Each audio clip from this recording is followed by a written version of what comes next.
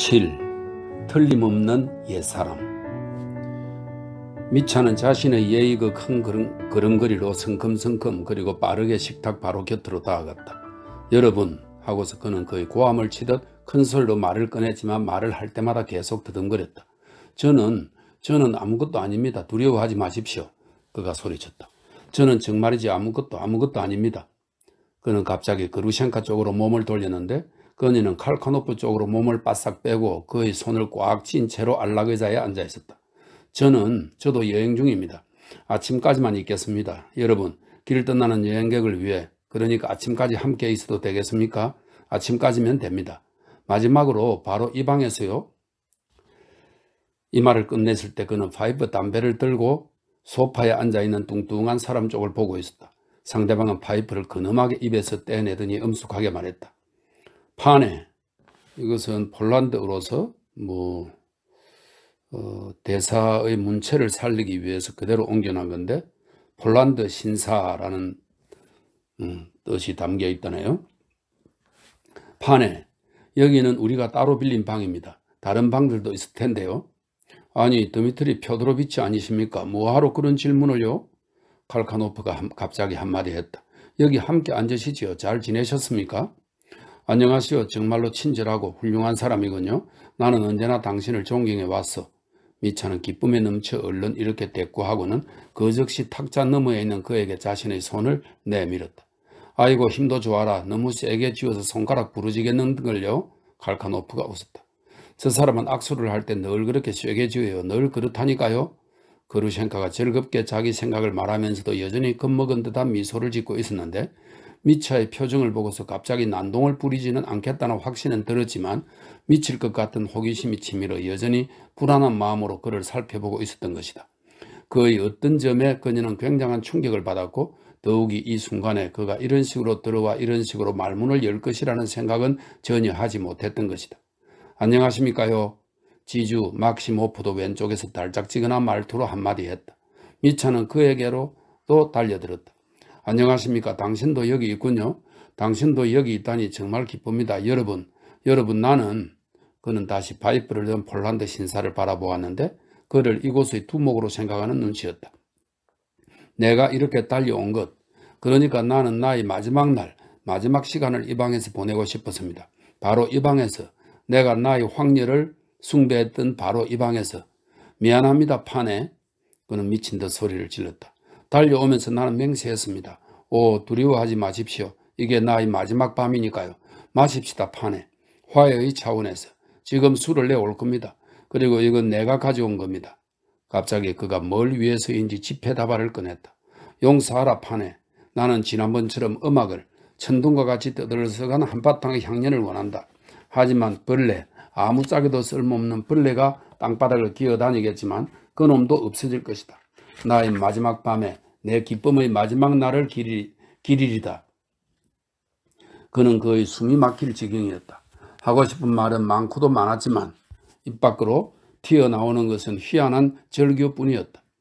폴란드 신사는 꼼짝도 않고 그와 그의 지폐다발을 바라보았는데 그러다 그루셴카를 바라보자 의욕에 젖는 기색이 역력했다. 나의 어왕이 허락한다면야. 그가 말을 꺼냈다. 어왕이 뭐예요? 여왕이란 말인가요? 예? 갑자기 그루셴카가 말을 가로막았다. 당신이 말하는 걸 보면 웃겨 죽겠어요. 앉아 미차. 그런데 무슨 말을 그렇게 하는 거야? 제발 겁은 주지 마. 겁은 주지 않을 테지. 안 그럴 테지. 그렇게만 안 한다면 당신이 와도 나도 너무 기뻐. 내가 겁을 준다고? 두 팔을 높이 쳐들면서 갑자기 미차가 소리쳤다. 오, 지나가십시오. 얼른 가십시오. 방해하지 않겠습니다. 그러면서 갑자기 의자에 몸을 던지더니 머리를 반대편 벽 쪽으로 돌리고 두 손으로 의자의 등받이를 껴안듯 꽉 쥔 채 엉엉 눈물을 쏟아내기 시작했으니 자기 자신은 물론이고 다른 사람들도 전혀 예상치 못한 일이었다. 이렇다니까 누가 당신 아니랄까봐 그루셴카가 소리를 질렀다. 이 사람은 우리 집에 올 때도 이랬어요. 갑자기 뭔 말을 하긴 하는데 통 알아들을 수가 없다니까요. 한 번은 이렇게 울음을 터뜨린 적이 있는데 그러니까 지금이 두 번째예요. 창피하지도 않은가 봐. 아니 도대체 왜 우는 거야? 무슨 까닭이 있는 거야? 그녀는 갑자기 수수께끼처럼 이렇게 덧붙였는데 단어 하나하나에 힘을 주는 것이 꼭 짜증이라도 난 것 같았다. 나는 우는 게 아니라 그래 안녕하십니까? 그는 의자에서 금방 몸을 돌려 갑자기 웃기 시작했지만 예의 그 나무 토막같이 탁탁 끊기는 토박한 웃음이 아니라 어쩐지 들리지도 않는 길게 떨려 나오는 신경질적인 웃음이었다. 그래, 또 이렇다니까. 자, 이제 즐거워해야지. 즐거워해. 그루셴카가 그를 얼러댔다. 당신이 와서 나는 정말 기뻐. 정말로 기쁘다고. 미차, 정말로 기쁘다는 말 듣고 있어? 나는 이 사람이 우리와 자리를 같이 했으면 좋겠어요. 꼭 모든 사람들을 겨냥한 양 명령조로 말했지만 사실 그녀의 말은 분명히 소파에 앉아있는 사람 들으라고 한 말인 것 같았다. 그러고 싶어요. 만약 이 사람이 떠나면 나도 떠나겠어요, 정말로. 그녀는 갑자기 활활 타오르는 눈빛으로 덧붙였다. 나의 황녀가 명령하는 것, 그것은 법칙이로다. 폴란드 신사가 아주 정중하게 그루셴카의 손에 입을 맞추면서 말했다. 우리 모임이 끝날 때까지 계시지요? 그는 미차를 향해 상냥하게 말했다. 미차는 이번에도 장광설을 늘어놓을 요량으로 다시 벌떡 일어섰지만 영 엉뚱한 말이 튀어나와 버렸다. 마십시다, 파네. 그는 갑자기 일장연설 대신에 이런 말을 불쑥 내뱉었다. 다들 웃음을 터뜨렸다. 어머나, 나는 이 사람이 또다시 말을 하고 싶어 안달이라고 생각했지 뭐예요? 그루셴카가 초조한 목소리로 소리쳤다. 듣고 있는 거야, 미차. 하고 그녀가 고집스럽게 덧붙였다. 앞으로는 그렇게 벌떡 일어나거나 하지 마. 샴페인을 가져온 건 정말 멋진 일이지만 나도 마실 거야. 과일 주는 넌들이가 나. 무엇보다도 좋은 건 당신이 왔다는 거야. 안 그랬으면 따분해서 죽었을 거야. 그런데 이번에도 한판 벌리러 온 거지. 응? 돈은 호주머니에 감춰. 제발 좀. 어디서 그렇게 많은 돈을 손에 넣은 거야? 미차는 지금까지 줄고 손으로 움켜쥐고 있던 모든 사람들, 특히 폴란드 신사들이 눈여겨보고 있던 지폐들을 당혹스러워하면서 재빨리 호주머니 속에 쑤셔 넣었다. 그는 얼굴이 밝아졌다. 바로 그 순간 주인이 병마개를 딴 샴페인과 컵을 쟁반에 담아 가져왔다. 미차는 술병을 잡긴 잡았지만 너무도 어리벙벙해진 탓에 그 병으로 뭘 어째야 될지를 잊어버렸다. 그러자 칼간호프가 그에게서 병을 빼앗아 그를 대신해 술을 따랐다. 한 병 더 가져와. 미차가 주인에게 이렇게 소리쳤는데 아까 폴란드 신사에게 그토록 의기양양하게 화해의 건배를 하자고 청해놓고선 그와 잔을 부딪히는 것도 까먹고 다른 사람도 기다리지 않고 갑자기 혼자서 한 잔을 다 마셔버렸다. 그의 얼굴이 갑자기 완전히 변해버렸다. 들어올 때는 의기양양하고 비극적인 표정을 지었구만 이제 그에게는 어쩐지 어린애다운 표정이 나타났다. 갑자기 기세를 꺾고 완전히 온순해진 것 같았다. 잘못을 저질렀던 강아지가 다시 안으로 불려 들어와 귀여움을 받을 때처럼 고마워하고 또 모든 사람들을 조심스럽고도 기쁜 표정으로 바라보았고 자주 조바심을 내며 희죽거렸다. 꼭 만사를 다 잊은 사람처럼 환희에 가득 차 어린아이 같은 미소를 지으며 모든 사람들을 둘러보는 것이었다. 그루셴카를 바라보며 끊임없이 웃었고 자기 의자를 그녀의 안락의자 곁으로 바싹 당겼다. 미차는 또 조금씩 두 명의 폴란드 신사들도 살펴보았는데 아직은 이들의 정체를 제대로 파악하지 못하고 있었다. 소파의 폴란드 신사는 예의 그 태도, 폴란드식 악센트, 무엇보다도 파이프 담배 덕분에 그에게 충격을 주었다. 저건 대체 뭘까? 하긴 파이프 담배를 피우는 건 좋은 일이지 라고 미차는 생각을 가다듬었다. 이미 거의 40은 된 폴란드 신사의 살이 다소 처진 얼굴, 아주 작은 코, 그 밑으로 보이는 극히 가늘고 뾰족하고 뻔뻔스러워 보이는 두 가닥의 염색된 콧수염 등도 지금으로서 미차에게 어떤 의문도 불러일으키지 않았다. 심지어 너무도 볼성사납게 관자놀이 앞으로 빗어 올린 시베리아제의 그야말로 후줄근한 가발도 미차에게 딱히 충격을 주지 않았다. 뭐 가발을 쓴 걸 보면 그런 일이 있나 보군. 이렇게 그는 행복에 겨워 계속 생각을 가다듬었다. 그런데 벽 옆에 앉아있는 폴란드 신사는 소파에 앉아있는 폴란드 신사보다 더 젊었음에도 좌중을 뻔뻔스럽고 도전적인 태도로 바라보면서 말없이 경멸감을 갖고 좌중의 대화를 듣고 있었다. 그도 미차에게 충격을 안겨주었는데 그건 오직 소파에 앉아있는 신사와는 너무나 어울리지 않을 만큼 징그럽게 키가 컸기 때문이었다. 일어서면 10일 베르쇼크는 되겠군 이라는 생각이 미차의 머릿속을 스치고 지나갔다. 그의 머릿속에서는 또한 이 키 큰 폴란드 신사가 필경 소파에 앉아있는 신사의 친구이자 앞잡이, 그러니까 무슨 경호원쯤 될 테고 따라서 파이프를 든 키 작은 신사가 물론 키 큰 신사를 지휘하는 사이일 거라는 생각이 스쳐 지나갔다. 하지만 이렇든 저렇든 미차는 논쟁의 여지도 없이 만사가 좋아 죽을 지경이었다. 경쟁심 따위는 작은 강아지의 마음속에서 완전히 잠잠해져 버렸다. 그루셴카의 태도에서도 그녀가 몇 마디 내뱉을 때의 수수께끼 같은 어조에서도 그는 여전히 아무것도 이해하지 못했다. 그가 온 마음으로 전율하며 이해한 것은 오직 그녀가 자기에게 상냥하게 대해주고 자기를 용서하여 그 곁에 앉혔다는 것뿐이었다. 그는 그녀가 술잔을 홀짝거리는 것을 보고 너무 황홀해서 정신이 없었다. 하지만 좌중의 침묵에 갑자기 충격을 받았는지 무언가 기대하는 듯한 시선으로 모든 사람들을 둘러보기 시작했다. 아니, 왜 우리는 이렇게 앉아만 있는 겁니까? 왜 아무것도 시작하지 않는 겁니까, 여러분? 희죽거리는 웃음으로 가득 찬 그의 시선은 이렇게 말하는 듯했다. 여기 이분이 줄곧 거짓말을 늘어놔서 우리는 줄곧 웃고 있었답니다. 갑자기 칼카노프가 꼭 미차의 생각을 읽은 듯 막시노프를 가리키며 말을 시작했다.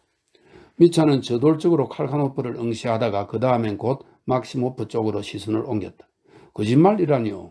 그는 그 즉시 뭐가 그리 기쁜지 이의 그 짧은 나무 토막 같은 웃음을 터뜨렸다. 하하. 예, 생각해 보십시오. 이분은 우리 기병대 전체가 20년대에 폴란드 여자들과 결혼을 했다는 식의 주장을 펼치고 있습니다. 아무래도 이건 터무니없는 헛소리죠. 안 그렇습니까? 폴란드 여자라고요?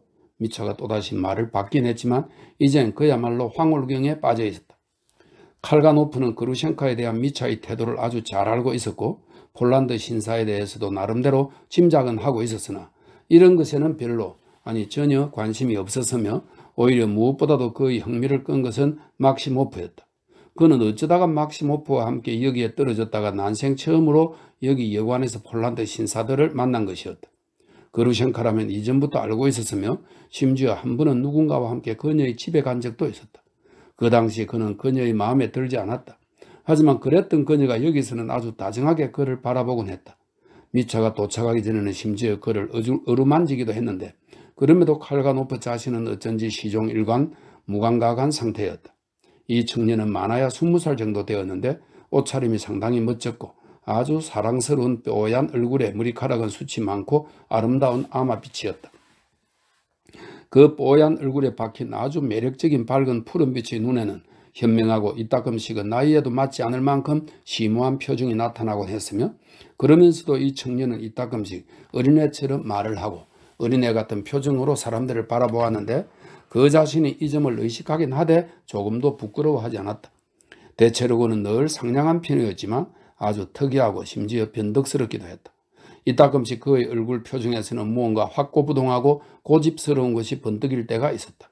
상대방을 바라보며 그 말을 들을 때도 정작 그 자신은 집요하게 꼭 자기만의 무언가를 꿈꾸는 듯 했던 것이다.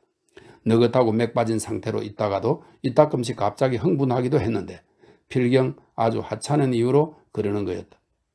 생각해 보십시오. 저는 벌써 나흘째 이분을 모시고 다니고 있습니다. 그는 느릿느릿 말꼬리를 다소 질질 끌면서 말을 계속했지만 그드름을 피우기는커녕 오히려 아주 자연스러웠다. 기억하시겠죠? 당신의 동생분이 그때 이분을 마차에서 걷어차서 나가 떨어지게 한 뒤로 말입니다. 그때의 일 덕분에 나는 이분에게 많은 관심을 갖게 되어 시골로 내려갔는데 지금 보시다시피 입만 열면 다 거짓말이니 이분과 함께 있는 것 자체가 부끄럽군요. 해서 다시 이분을 데리고 가는 중입니다. 파는 폴란드 파니를 본 적이 없기 때문에 그런 건 불가능하다고 말하는 겁니다. 파이프를 문 폴란드 신사가 막시모프에게 한마디 했다. 파이프를 문 폴란드 신사는 러시아어를 상당히 유창하게 했는데 최소한 생각했던 것보다는 훨씬 더 잘했다. 러시아어 단어를 사용할 일이 있으면 폴란드식으로 바꾸어 발음하긴 했지만 말이다. 나 자신이 폴란드 파니와 결혼했던 몸이요. 이런 대답을 내놓고 막시모프가 킥킥거렸다. 아니, 그러면 기병대에서 근무했단 말입니까? 방금 기병대 얘기를 하셨지 않습니까? 아니, 그럼 진짜로 기병 장교였단 말인가요? 당장에 칼카노프가 끼어들었다. 물론 그렇긴 하겠지만 저 사람이 기병 장교였다니요. 하하. 미차가 이렇게 소리쳤는데 그는 좌중의 대화에 탐욕스럽게 귀를 기울이고 있다가 누가 입을 열기만 하면 재빨리 그쪽으로 의문에 찬 시선을 돌리길 반복하면서 누구든 좋으니 뭘 좀 얘기해 주었으면 기대하는 눈치였다. 그게 아니라 내 말은 그러니까 라고 막시모프가 그에게로 몸을 돌렸다. 저곳의 저 폴란드 파니들은 예쁘장한 데다가 우리네 창기병과 마주르카를 추는 모양새가 또 일품이고 마주르카가 끝나기가 무섭게 고양이처럼 냉큼 창기병이 무릎 위로 뛰어 올랐는데 영판 새하얀 고양이 같다니까요. 그런데 그 폴란드 파니들의 아비, 어미도 뻔히 보면서 다 허락하는 거죠. 허락해 준다 이 말이죠. 그러면 창기병은 이튿날 그 집을 찾아가 청혼을 하는 거죠. 청혼을 한다. 바로 그 말이죠. 히히. 말을 끝맺고서 막시모프는 히히거렸다. 저런 순 낡은 달 같으니 키 큰 폴란드 신사가 갑자기 의자에서 투덜대더니 다리를 바꿔 꼬았다.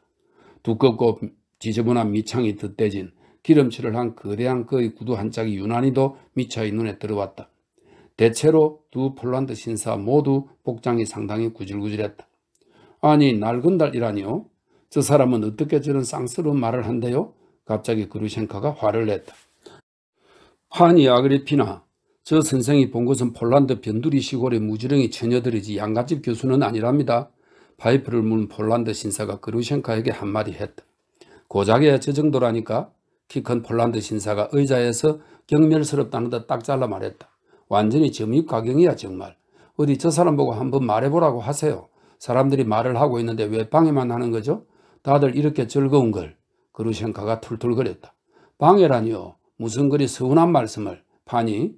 가발을 쓴 폴란드 신사는 줄곧 그루셴카를 응시하며 의미심장한 어조로 이렇게 한마디 한 뒤 근엄하게 침묵을 지키며 다시 파이프를 빨기 시작했다. 아닙니다. 아니에요. 지금 저 폴란드 선생이 말한 것은 사실입니다. 칼가노프는 뭐가 뭔지 통 모르겠다는 양 다시 열을 올렸다. 막시모프는 폴란드에 가본 적도 없는데 어떻게 폴란드 운운할 수 있는 거죠? 설마 폴란드에서 결혼을 한 건 아니겠죠? 그렇죠? 예, 결혼은 스몰렌스카야 현에서 했습니다. 다만 이 일이 있기 전에 창기병이 그녀, 그러니까 미래의 내 아내가 될 사람을 그 어머니, 이모 또 장성한 아들을 동반한 어느 여자 친척과 함께 데리고 왔지요. 그러니까 바로 폴란드에서 말이죠. 그리고 나한테 양보해 준 거죠. 그 창기병은 우리네 중이였는데 아주 훌륭한 젊은이였죠. 처음에는 그가 결혼하고 싶어 했지만 그러지 않았는데 왜냐하면 그녀가 절름발이였었거든요. 그럼 당신은 절름발이 여자와 결혼한 겁니까? 칼가노프가 소리쳤다. 절름발이였죠. 그건 그때 두 사람이 모두 나한테 슬쩍 속임수를 써서 숨겼기 때문이랍니다. 나는 그녀가 폴짝폴짝 뛰어다니는 거라고 생각했어요. 그녀는 늘 폴짝폴짝 뛰어다녔는데 나는 즐거워서 그러는 거라고 생각했지 뭡니까? 당신한테 시집 가는 게 기쁘스라고 말이죠? 칼가노프가 어쩐지 어린애와 같이 낭낭한 목소리로 소리쳤다. 맞아요. 기뻐서 그러는 줄 알았죠. 알고 보니 완전히 다른 이유 때문이었지만 그 다음 결혼을 했을 때 시기 끝난 바로 그날 밤 그녀는 나에게 고백을 하면서 제발 용서해달라고 감정을 듬뿍 담아 호소를 하더군요. 언젠가 어린 시절에 웅둥이를 뛰어 건너다가 다리를 다쳤다나요. 히히. 칼가노프는 이 말이 너무 웃겨 그야말로 어린아이처럼 자지러지며 그의 소파로 쓰러지다시피 했다. 그루셴카도 웃음보를 터뜨렸다. 미차는 행복의 최정상에 올라있는 기분이었다. 그러니까 지금 이 사람 말은 사실입니다. 이분 말은 거짓말은 아니라고요. 칼가노프는 미차 쪽을 돌아보며 이렇게 소리쳤다. 그러니까 그는 결혼을 2번 했는데 지금 말한 건 첫 아내이고 두 번째 아내는 도망을 치긴 했지만 지금까지 살아 있습니다. 알고 있습니까? 정말입니까? 미차가 얼굴에 예사롭지 않을 만큼 놀라움을 드러내면서 막시모프 쪽으로 재빨리 몸을 돌렸다. 예, 도망쳤지요. 그런 불미스러운 일이 있었답니다. 막시모프가 얌전하게 시인했다. 한 무슈와 함께 말이죠. 무슈는 신사입니다. 프랑스 말로. 중요한 건 그녀가 내 마을 하나를 통째로 애초부터 자기 명의로 돌려놨다는 겁니다. 당신은 교육을 받았으니까 제 밥벌이는 할 수 있지 않겠느냐 하는 거였죠. 그러고는 주렐랑을 쳐버렸죠. 한 번은 어느 점잖은 대주교님이 나한테 이런 말을 해주더군요. 자네는 말일세 한 마누라는 발을 들어서 탈이었고 다른 마누라는 발이 지나치게 가벼워서 탈이었군 하고요. 히히. 들어봐요. 좀 들어보세요. 칼가노프는 무척이나 열을 올렸다. 이 사람이 거짓말을 한다면 정말로 자주 거짓말을 하긴 하거든요. 오로지 모두에게 즐거움을 주기 위해서 거짓말을 하는 거랍니다. 이걸 두고 비열하다고 할 수는 없지 않습니까? 비열하지는 않잖아요. 그래서 나는 이 사람이 좋아질 때가 들어있어요. 이 사람은 아주 비열하지만 그래도 자연스럽게 비열하죠. 예? 여러분은 어떻게 생각하십니까? 다른 자는 뭐든 이익을 노리고 비열한 짓을 하지만 이 사람은 그냥 천성이 그렇거든요. 한 가지 예를 들 테니 상상해 보십시오. 이 사람은 고골이 죽은 혼에서 자기 얘기를 썼다고 우기는 겁니다. 기억나시죠? 그 소설에 막시모프라는 지주가 나오는데 노저드로프가 그 지주를 흠씬 두들겨 패서는 재판에 회부한 일이 있었죠. 술에 취한 나머지 막시모프 지주에게 채찍질을 가하여 개인적인 모욕을 주었다라는 죄목이었는데, 그래 기억나시죠? 그러니까 생각해 보십시오. 이 사람은 그 막시모프 지주가 바로 자신이었고 그 자신이 그렇게 두들겨 맞았다고 우기는 겁니다. 아니 이럴 수가 있나요? 치치코프가 여행을 다닌 건 아무리 늦게 잡아도 20년대, 그것도 초반이니 연도가 전혀 맞질 않는데요. 그 시절에 이 사람을 두들겨 패는 건 있을 수가 없는 일이죠. 아닙니까? 안 그래요? 칼가노프가 무엇 때문에 저렇게 열을 올리는지 상상하기도 힘들었지만 여하튼 그는 진정으로 열을 올리고 있었다. 미차는 기꺼이 성심성의껏 그의 관심에 동참했다. 뭐 두들겨 맞았다면야? 그가 너털 웃음을 터뜨리며 소리쳤다. 두들겨 맞았다는 것이 아니라 그냥 하고서 갑자기 막시모프가 끼어들었다. 그냥이라뇨? 두들겨 맞았습니까? 아닙니까?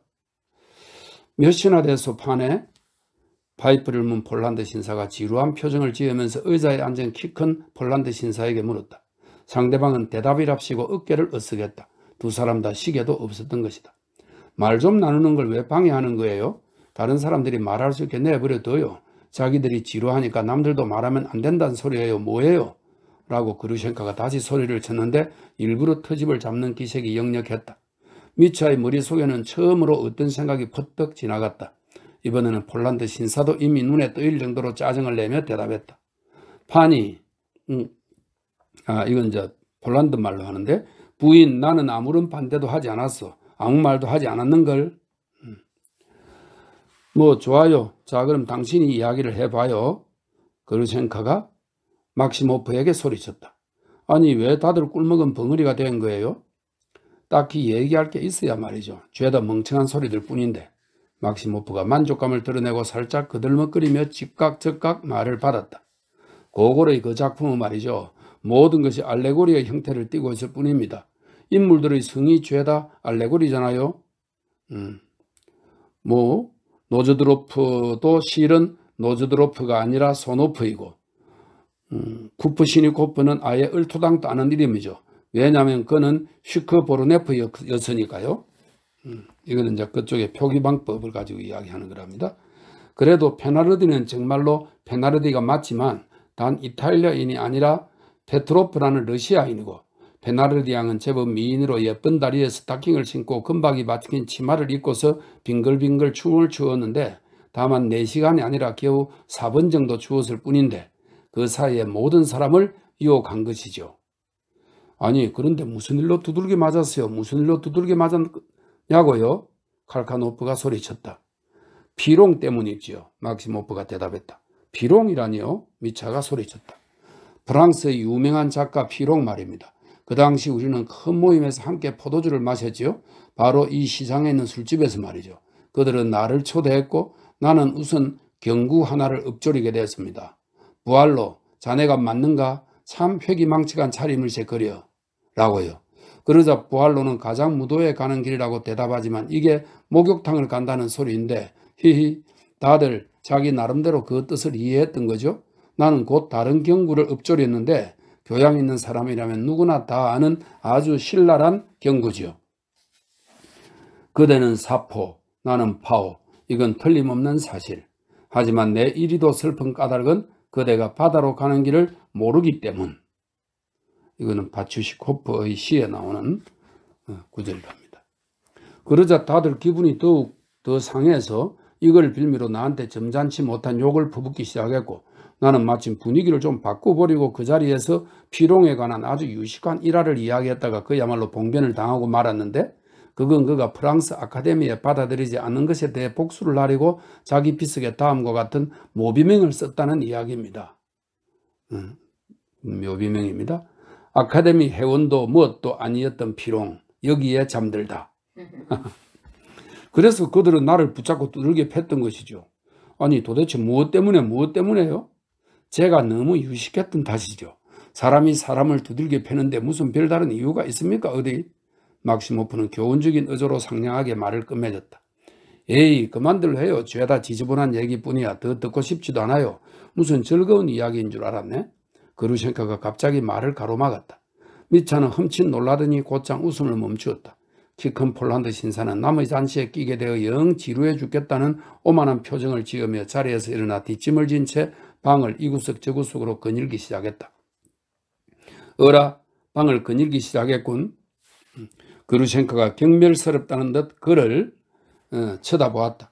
미차는 슬슬 걱정이 되기 시작한 데다가 소파의 폴란드 신사가 짜증스러운 표정으로 자기를 쳐다보는 걸 알아챘던 것이다. 판! 하고 미차가 소리쳤다. 마십시다, 판에. 다른 판들도 함께 마시죠, 파노베. 그는 순식간에 잔 3개를 갖고 와서 샴페인을 따랐다. 폴란드를 위하여, 파노베. 여러분의 폴란드를 위하여 마시겠습니다. 폴란드 지역을 위하여. 미차가 소리쳤다. 폴란드 말인데요. 나로서도 참 유쾌한 일이 올시다. 판에 마십시다. 소파의 폴란드 신사가 근엄하고도 우호적으로 말하면서 자신의 잔을 집었다. 그리고 다른 판, 저분은 이름이 뭐더라? 이봐, 폴란드 양반, 잔 들게. 미차가 소리쳤다. 판 부르블레프스키 올시다. 소파의 폴란드 신사가 살짝 일러주었다. 판 부르블레프스키는 몸을 흔들며 탁자로 다가오더니 선체로 잔을 받았다. 폴란드를 위하여, 파노베, 만세. 미차가 잔을 들어 올린 뒤 소리쳤다. 3명이 함께 들이켰다. 미차는 술병을 쥐더니 즉시 다시 3잔을 채웠다. 이제 러시아를 위하여, 파노베, 형제처럼 지냅시다. 우리한테도 술을 따라줘. 그루셴코가 말했다. 러시아를 위해서라면 나도 마시고 싶어. 나도요. 칼가노프가 말했다. 나도 마셨으면 싶은데 귀염둥이 러시아를 위해서, 쭈그렁 바가지 할머니를 위해서라면. 막시모프가 히히거렸다. 그럼 다 함께. 미차가 소리쳤다. 주인장, 술 더 가져오게. 미차가 가져온 술 중 남아있던 3병을 전부 내왔다. 미차는 술을 따랐다. 러시아인을 위하여 만세. 그는 다시 건배를 외쳤다. 폴란드 신사들을 제외하고는 다들 마셨고 그루셴코도 단숨에 잔을 싹 비웠다. 하지만 폴란드 신사들은 잔에 손도 대지 않았다. 아니 여러분, 파노베 왜 이러시오? 미차가 소리쳤다. 왜 이러는 거요? 판 부르블레프스키는 잔을 집어들더니 쩌렁쩌렁 울리는 목소리로 말했다.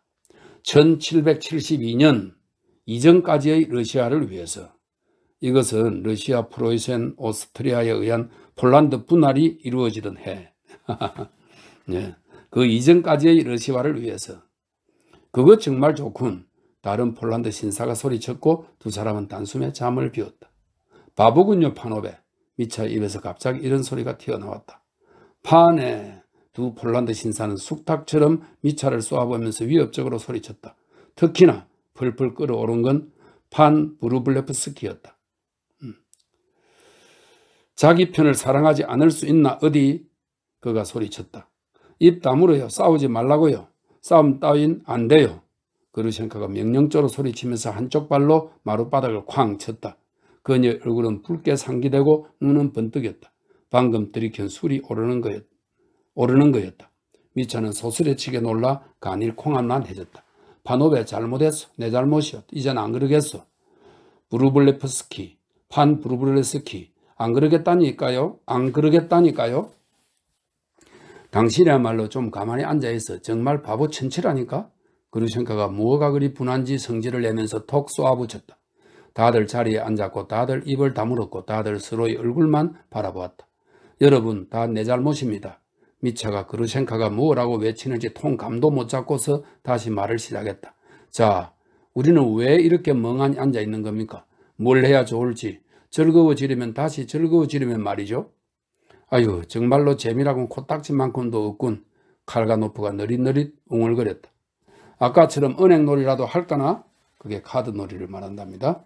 갑자기 막시모프가 히히거렸다. 은행놀이라고요? 훌륭합니다. 미차가 말을 받았다. 다만 파노베들이 부지노 파네. 소파의 폴란드 신사들은 내키지 않는다는 듯 대꾸했다. 맞는 말이요. 부르블레프스키도 맞장구를 쳤다. 부지노가 무슨 말이에요? 그루셴코가 물었다. 늦었다는 뜻입니다. 판이 늦었어요. 늦은 시각이라고요. 소파의 폴란드 신사가 설명했다. 이 사람들은 늘 늦었고 그래서 늘 아무것도 할 수 없다는 시기라니까요. 그루셴코는 신경질을 내면서 거의 째질 듯이 소리를 질러댔다. 자기들이 지루하게 앉아있으니까 다른 사람들까지도 지루해야 된다는 식이죠. 당신이 오기 전에도 미차, 이 작자들은 줄곧 이렇게 입을 다문 채 뾰로통해 있었다니까요. 나의 여신이여. 소파의 폴란드 신사가 소리쳤다. 말만 하면 그리 하겠소. 당신이 상냥하게 굴지 않으니까 나도 우울한 거요. 형씨 시작하시죠. 그가 미차에게로 향하여 말을 끝맺었다. 시작합시다 파네. 미차가 이렇게 맞장구를 친 뒤 호주머니에서 지폐 뭉치를 꺼내 100루블짜리 2장을 탁자 위에 내놓았다. 이봐 판, 내 당신한테 많이 잃어주도록 하지. 카드를 쥐고 은행을 까시오. 카드는 주인장한테 갖다 달라고 하시죠 파네. 작은 폴란드 신사가 심각하고 집요하게 말했다. 그게 제일 좋은 방법이군. 판 부르블레프스키가 장단을 맞추었다. 주인장이라고요? 좋소, 알겠어. 주인장에게 부탁하죠. 좋은 생각이요, 판오베. 이봐, 카드를 내오게. 미차가 주인장에게 명령했다. 주인은 아직 뜯지 않은 카드패를 가져왔으며 미차에게 제자들이 모여들고 있고 신벌제를 갖고 노는 유대인들도 조만간 꼭 올 테지만 식료품을 실은 트로이카는 아직 도착하지 않았다고 아뢰었다. 미차는 탁자에서 벌떡 일어나 지금 당장 조치를 취하러 옆방으로 달려갔다. 하지만 제자들이라고 해봤자 겨우 3명이었고 게다가 마리아는 보이지도 않았다. 더욱이 미차 자신도 어떤 조치를 취해야 할지 무엇하러 달려 나왔는지를 몰랐다. 명령이랍시가 내린 건 그저 상자에서 선물용 과자며 드롭스며 캐러멜을 꺼내 제자들에게 두루 나누어주라는 것뿐이었다. 그래, 안드레이한테 보드카를 줘야겠군. 안드레이한테 보드카를 줘라. 그가 다급하게 명령을 내렸다. 내가 안드레이를 모욕했거든. 바로 그때 그의 뒤를 따라 뛰어온 막시모프가 그의 어깨를 건드렸다. 나한테 5루블 주십시오. 그가 미차에게 속삭였다. 나도 은행놀이 한번 걸어봤으면 했어요. 히히. 멋져요. 훌륭해. 10루블을 가져가시오. 자 여기. 그는 다시금 호주머니에서 모든 지폐를 꺼내 10루블을 찾았다. 지면 또 오게 또 와. 좋습니다요. 막시모프가 기쁘게 속삭인 뒤 홀로 달려갔다. 미차도 곧 돌아와 기다리게 해서 죄송하다고 했다. 폴란드 신사들은 이미 자리를 잡고서 카드 포장을 뜯었다. 바라보는 눈빛이 훨씬 더 정겨워지다 못해 거의 상냥하게까지 했다. 소파의 폴란드 신사는 어느새 새 파이프를 피우면서 카드 패를 돌릴 준비를 했다. 그의 얼굴에는 심지어 어떤 웅장함마저 감돌고 있었다. 각자 자기 자리로 판오베, 판 부르블프스키가 선언했다. 아니요, 나는 더 이상 하지 않겠어요. 칼가노프가 대꾸했다. 아까 저들에게 50루블을 잃었어요. 그건 선생이 운이 없어서 그런 거지 이번에는 운이 트일지도 몰라요. 소파의 폴란드 신사가 그쪽을 보며 한마디 했다. 판돈은 얼마나 걸죠? 상한선이 정해져 있나? 미차가 열을 올렸다. 판에 100도 좋고 200도 좋고 걸고 싶은 대로 거시죠. 그렇지만 100만. 미차가 웃음을 터뜨렸다. 대위님, 판 포드보이소스키에 대해서 들은 적이 있어? 어떤 포드보이소스키 말이죠? 바르샤바에서는 누구나 끼일 수 있는 무제한 은행놀이가 있었어. 포드보이소스키가 와서 천금을 보고 은행놀이를 시작했죠. 물주가 판에 포드보이소스키, 금을 걸겠소, 고노를 걸겠소. 고노는 명예라는 뜻이랍니다. 라고 말했어. 포드보이소스키는 고노를 걸겠소 판에 라고 말했어. 그렇다면 더 좋은 걸요 판에. 그러면서 물주는 카드패를 돌리는데 포드보이소스키가 이겨서 천금을 가져가게 됐죠. 그 순간 물주가 잠깐만요 판에 라고 말하면서 상자를 꺼내와 100만을 줬던 거예요. 가져가세요 판에. 이게 당신 몫이요. 그러니까 100만짜리 승부였던 거죠. 이런 줄 몰랐군요 하면서 포드보이소스키가 말했죠. 판에 포드보이소스키 하고 물주가 말했어. 당신이 고노르를 걸었으니 우리도 고노르로 되돌려주는 거요. 그렇게 포드보이소스키는 100만을 가져갔어. 이건 순전히 거짓말입니다. 칼가노프가 말했다. 판에 칼가노프. 점잖은 자리에서 그런 말을 하는 법은 없어. 그러니까 폴란드 도박꾼이 자네한테 100만을 내주란 소리인가? 내준단 소리인가? 미차가 소리를 쳤지만 당장 정신을 차리고 말을 바꿨다. 용서하시오 판에. 잘못했어. 또 내가 잘못했군. 100만을 줄 거요. 여부가 있나? 고노르를 폴란드의 명예를 걸고. 그거 봐요. 나도 폴란드 말이 제법이지. 하하. 자 10루블을 걸겠어. 자 잭이다. 나는 1루블을 퀸한테 하트 퀸 예쁘장한 여왕님한테 걸죠. 히히. 막시모프가 자신의 퀸을 뽑아 꼭 모든 사람들로부터 숨기고 싶은 양 탁자 쪽으로 바짝 붙더니 재빨리 탁자 밑에서 성호를 끄었다. 미차가 이겼다. 1루블을 건 쪽도 이겼다. 코느. 미차가 소리쳤다. 나는 이번에도 1루블을 걸겠어요. 생펄로. 이것도 역시 카드 용어인데 프랑스어에서 왔다고 그랬네요. 생펄로. 살짝 나가는 생펄 스타일이라서 막시모프는 1루블을 버은 것이 기쁘고 행복해서 어쩔 줄 모르겠다는 듯 이렇게 중얼거렸다. 죽었군. 미차가 소리쳤다. 7에 2배를 건다.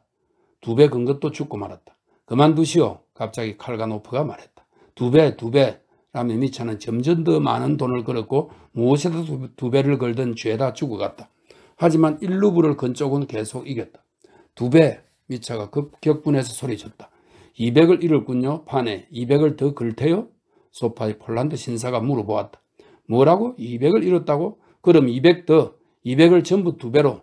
그러고서 미차는 호주머니에서 200루블을 꺼내 퀸에게 던지려고 했는데 바로 그때 갑자기 칼가노프가 퀸을 한 손으로 덮었다. 됐어요. 그가 예의가 낭낭한 목소리로 소리쳤다. 아니 왜 그러시오? 미차가 그를 응시했다. 됐어요. 정말 딱 질색입니다. 더 이상 하지 마십시오. 왜요? 그냥요. 침을 탁 뱉어주고 떠나십시오. 이게 답니다. 더 이상은 카드를 하는 꼴을 지켜볼 수가 없군요. 그만두어 미차. 이 사람 말이 맞을지도 몰라. 안 그래도 많이 잃었잖아. 이 말을 하는 그루셴카의 목소리에서는 이상한 음조가 배어나왔다.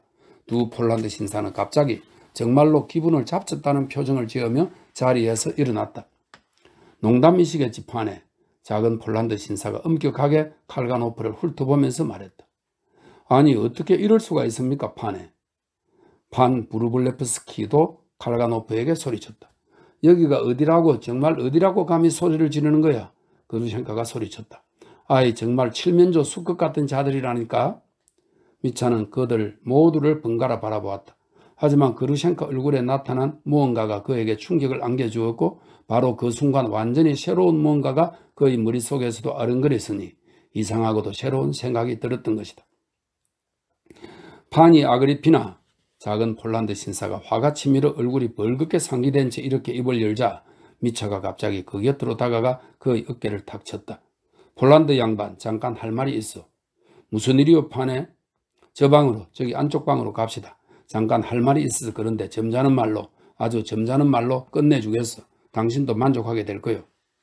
작은 폴란드 신사는 깜짝 놀란 나머지 흠칫 겁을 내며 미차를 쳐다보았다. 그러면서도 즉시 동의를 하긴 했지만 판 부르블레프스키도 꼭 그와 함께 가야 된다는 조건을 붙였다. 경호원쯤 되는 거요? 그럼 저 사람도 같이 가시죠. 저 사람도 필요하니까. 심지어 꼭 필요하지. 미차가 소리쳤다. 출발 파네베. 어디들 가시는 거예요? 그루셴카가 불안하게 물었다. 우리는 금방 돌아올 거야. 미차가 대답했다. 그의 얼굴에는 어쩐지 대범하고 뜻밖의 원기왕성한 기운이 감돌았다. 1시간쯤 전 이 방에 들어설 때의 얼굴과는 완전히 딴판이었던 것이다. 그는 폴란드 신사들을 오른쪽 방으로, 그러니까 처자들이 합창 준비를 하고 식탁을 차리고 있는 큰 방이 아니라 침실로 데려갔는데 거기에는 괴짝들, 침짝들이 널려있고 커다란 2개의 침대 위에는 사라사 베개가 하나씩 덩그러니 놓여 있었다.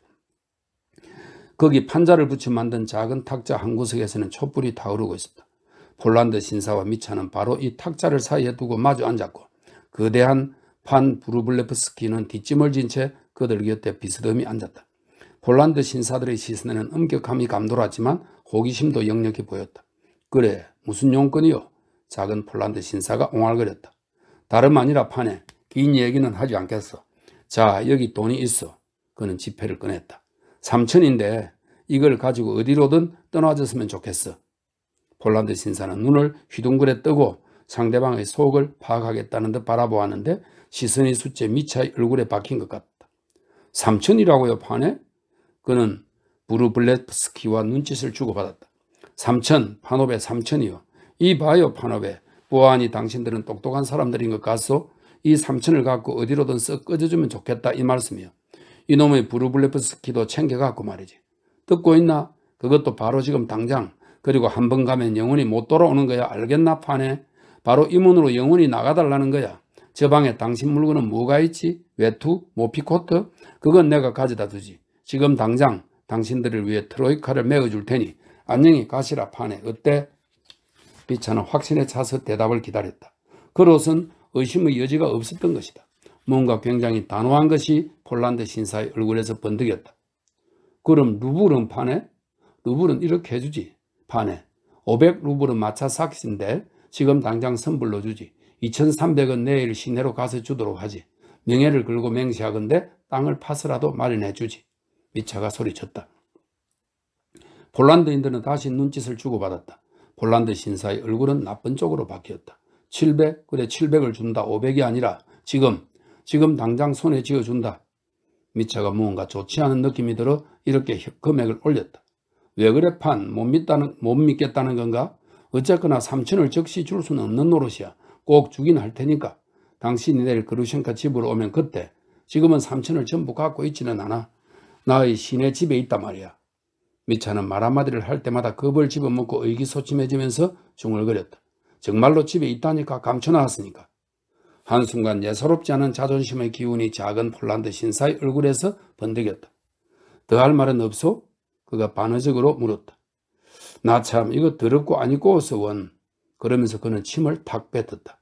판 브루블레프스키도 침을 뱉었다. 지금 침을 뱉는 건 판에 라며 미차는 모든 것이 다 끝났다는 것을 깨닫고 절망에 차서 말했다. 그루셴카한테서 더 많은 돈을 우려낼 수 있다고 생각하고 있기 때문일 테지.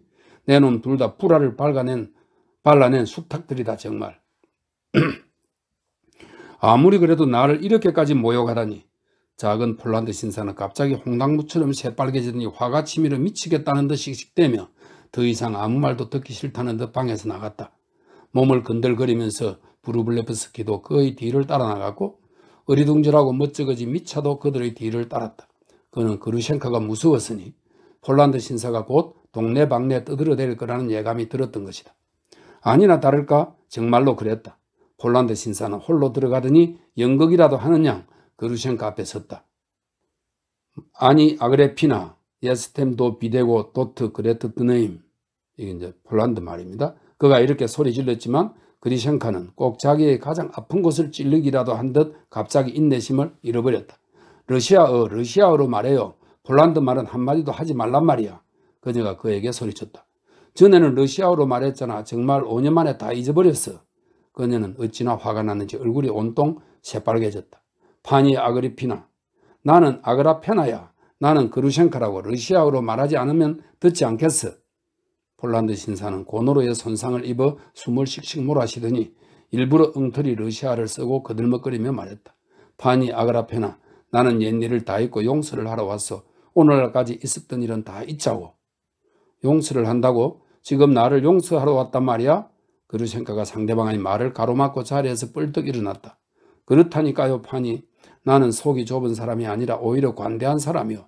하지만 당신의 2명의 정부를 보았을 때 나는 놀라고 말았어. 판 미차는 나들어 손 떼라고 하면서 저 안쪽 방에서 3천을 준다더군. 나는 그 판의 낯짝에 침을 뱉어 주었지. 뭐라고? 저 사람이 당신한테 내 몸값으로 돈을 준다고 했다고? 그루셴카가 히스테릭하게 외쳤다. 정말이야 미차? 어떻게 감히 그런 짓을? 아니 내가 몸 파는 여자란 말이야? 파네 하고 미차가 고함을 질러냈다. 이 여자는 너무도 순결해서 빛이 날 지경이야. 나는 결코 그녀의 정부였던 적이 없어. 거짓말을 해도 유분수지. 당신이 뭔데 이런 작자 앞에서 나를 변호할 생각을 하는 거야? 라며 그루셴카가 고함을 질렀다. 내가 순결했던 건 덕망이 넘쳐나서도 아니고 쿠지마가 무서워서도 아니야. 이 작자 앞에서 떳떳하기 위해서 이 작자를 만났을 때 비열한 놈이라고 말할 수 있는 권리를 얻기 위해서였어. 아니 그래 이 작자가 당신한테서 돈을 받았어? 받았어. 받으려고 했어. 미차가 소리쳤다. 다만 3천을 한꺼번에 전부 받고 싶어 했는데 내가 일단 700만 내놓았다는 거지. 그렇다면 알만하군. 나한테 돈이 있다는 소문을 듣고서 결혼을 하러 온 거야. 파니 아그리피나 하고 폴란드 신사가 소리쳤다. 나는 낡은 달이 아니라 기사의 귀족이란 말이오. 내가 온 것은 당신을 부인으로 맞이하기 위해서였는데 와서 보니 완전히 새로운 파니가 되었군. 예전에 그 여자가 아니라 변덕스럽고 후한무치한 여자가 다 됐군. 당신이 있던 곳으로 썩 꺼져버려. 지금 당장 당신을 내쫓으라고 내가 명령만 하면 그대로 쫓겨날 테니까. 그루셴카가 미친 듯 흥분하여 소리쳤다. 바보, 나는 바보였어. 5년간 스스로를 괴롭혔다니.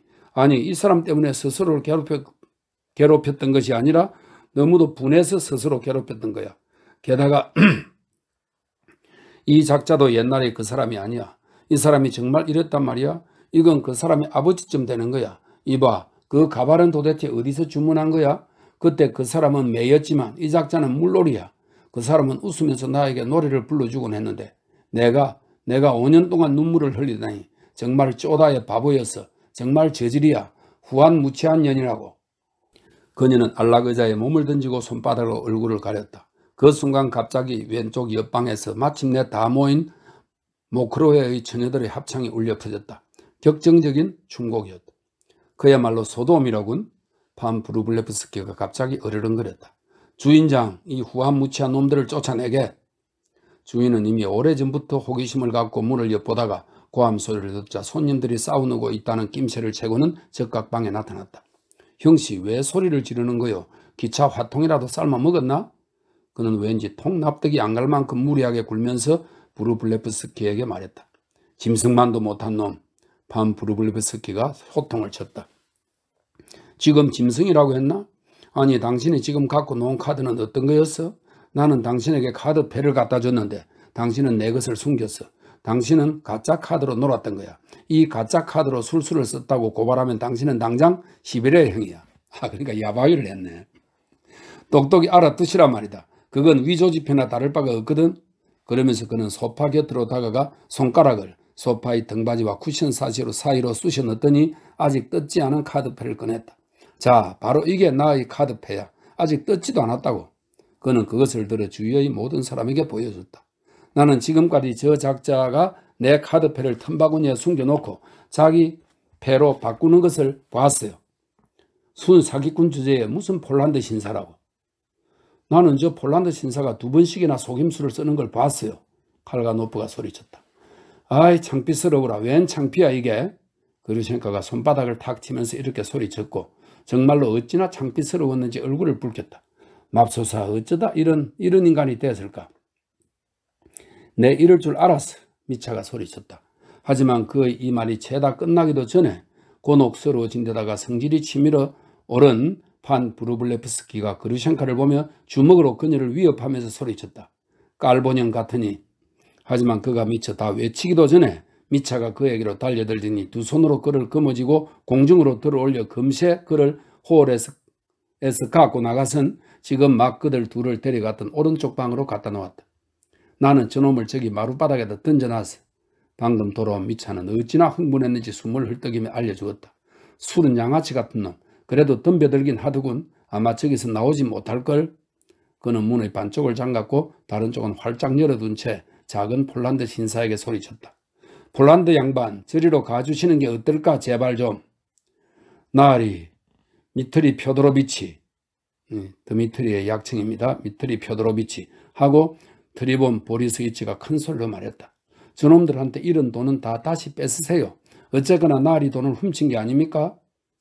내 50루블을 돌려받고 싶은 생각은 없어요. 갑자기 칼가노프가 대꾸했다. 나도 내 돈 200을 돌려받고 싶지 않아. 미차가 소리쳤다. 돌려받을 이유가 없어. 저놈들은 그런 낙이라도 있어야 된다니까. 멋져 미차, 잘했어 미차.